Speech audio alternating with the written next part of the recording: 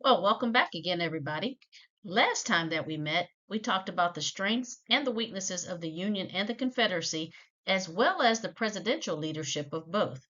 Today, we will be discussing the military leadership of both at the beginning of the war, as well as the strategies and weapons that were used. Are y'all ready? Well, let's get started. George McClellan was the commander of the Union Army of the East, known as the Army of the Potomac. He was a fantastic organizer and turned a bunch of inexperienced recruits into a well-trained army that was ready to fight. His soldiers respected him because he made sure they were well equipped and prepared for battle. But here's the thing, McClellan was incredibly cautious. He hesitated to take action, delaying attacks even when he had an advantage. Because of his reluctance, newspapers started reporting "all quiet along the Potomac" so often that it became a national joke. President Abraham Lincoln grew frustrated with McClellan's lack of action. At one point, Lincoln famously said, and I quote, "If General McClellan does not want to use the army, I would like to borrow it." End quote. McClellan was known for his attention to detail and his ability to create effective training programs, but his reluctance to engage in battle made it difficult for the Union Army to gain momentum early in the war.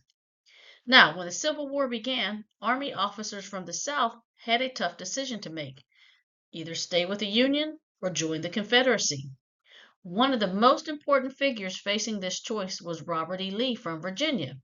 President Lincoln personally asked Lee to lead the Union Army, but Lee struggled with his loyalty to his home state. In a letter to a friend, he wrote, "If Virginia stands by the old Union, so will I. But if she secedes, then I will still follow my native state with my sword and, if need be, with my life." Lee came from a very well respected Virginia family and had graduated with honors from West Point. He had an impressive military career, serving in the Army Corps of Engineers and gaining recognition for his leadership in the Mexican American War. His commanding officer once described him as "the very best soldier I ever saw in the field." Despite his military skills, Lee despised the destruction and suffering that war brought. But when Virginia seceded from the Union, Lee felt he couldn't fight against his own people. He turned down Lincoln's offer and instead chose to serve his home state. Because so many talented military officers from the South had joined the Confederacy, President Lincoln struggled to find Union generals who could match their experience and leadership in the early stages of the war. The Union's main strategy, called the Anaconda Plan, was developed by General Winfield Scott, a hero of the Mexican American War. The goal was to squeeze the Confederacy like a giant snake, cutting off its resources and forcing it to surrender. The plan had three main parts. Part 1: blockade Southern ports. The Union Navy would block Southern ports to stop supplies and trade from coming in or out. This would hurt the South's economy and prevent them from getting weapons and goods from Europe. Part 2: control the Mississippi River. The Union aimed to take over the Mississippi River, which would split the Confederacy in half and make it difficult for them to move supplies and troops. Part 3: capture Richmond, Virginia. Since Richmond was the Confederate capital, the Union believed that taking it would bring a quick end to the war. The Anaconda Plan was a long-term strategy that required patience, but it played a major role in weakening the South over time. Now, the Confederacy had a much simpler strategy. They planned to fight a defensive war. Their goal was not to conquer the North, but to hold out long enough for the Union to give up. The South believed that if they could make the war too costly and unpopular, Northern citizens would pressure Lincoln to negotiate a peace. The Confederates also hoped that Britain and France, who relied on Southern cotton for their textile industries, would step in to help them.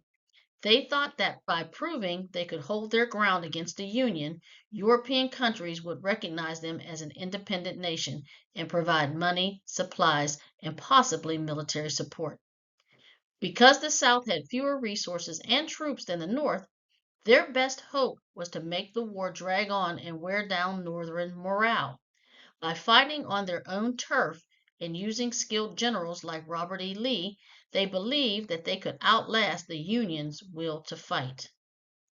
Now, the Civil War saw a mix of old and new military technology, leading to some of the most intense and deadly battles in American history.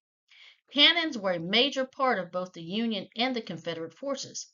These included smooth bore and rifled cannons, with rifled ones offering better accuracy and range. Artillery was used to bombard enemy positions, destroy fortifications, and break up infantry charges. One of the earliest versions of a machine gun, called the Gatling gun, was developed during this time, though was not widely used. Soldiers carried a variety of small arms, including muskets, which were long-barreled shoulder weapons. Rifles, especially those with rifle barrels, had much greater accuracy than traditional muskets. Carbines, which were shorter rifles, were favored by cavalry units for their portability. Handguns, such as revolvers, were also common, especially among officers and cavalrymen. One of the most devastating innovations was called the mini ball, a conical bullet that allowed rifles to be more accurate and deadly, causing severe injuries on the battlefield. While firearms dominated the battlefield, edged weapons were still widely used. Soldiers carried bayonets, which could be attached to rifles for close combat.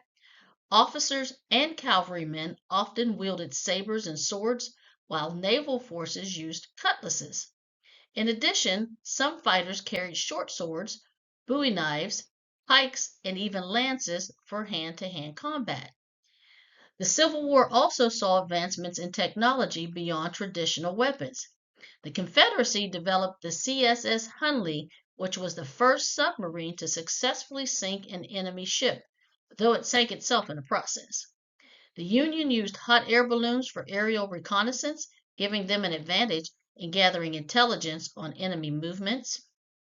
The Union had a significant advantage with telegraph lines, allowing Lincoln and his generals to communicate quickly over long distances.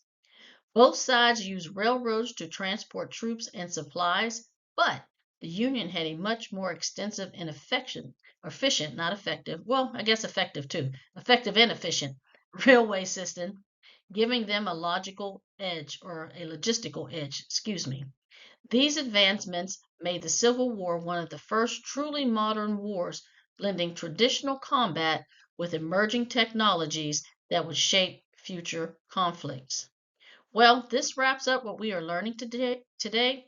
Join me next time when we will be discussing the first Battle of Bull Run and naval action. And remember, the past shaped today, but you shape tomorrow. Make it count. Bye bye.